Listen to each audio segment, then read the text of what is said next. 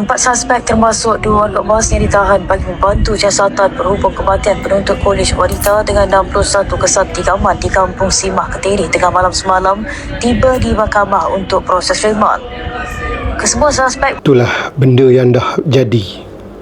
Macam-macam kita rasa bila benda opini boleh berlaku dalam negara kita ni. Berialah kita ngantor sumut flotilla nak menunjukkan bahawa dalam jiwa kita ini ada nilai-nilai kemanusiaan yang tinggi. Rupanya dalam negara kita sendiri ada yang perangai lebih teruk daripada Yahudi lagi.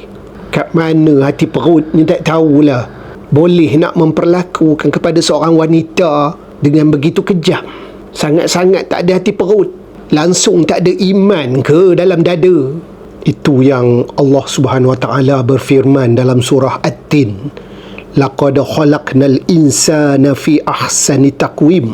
Sesungguhnya kami telah mencipta manusia dalam bentuk yang sebaik-baiknya.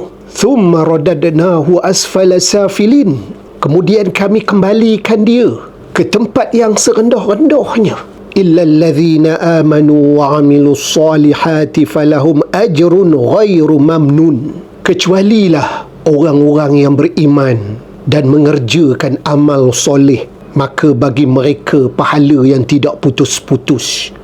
Itu yang teman kata, tak ada iman langsung ke dalam dada. Sepanjang hidup tak pernah solat ke, tak pernah puasa ke, tak memikirkan benda yang diperlakukan itu seburuk-buruk yang menjadikan dia serendah-rendah martabat manusia.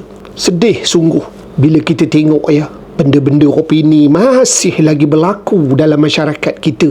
Takkan tak ada masjid keliling rumah, takkan tak ada kuliah ataupun ilmu yang boleh didapati di keliling rumah, di kampung tu. Tetapi hati yang dah macam binatang tergamuk nak memperlakukan kepada orang-orang yang tak upaya ni. Seorang remaja perempuan, apa dayanya buat satu tindakan yang sangat-sangat merendahkan martabat manusia.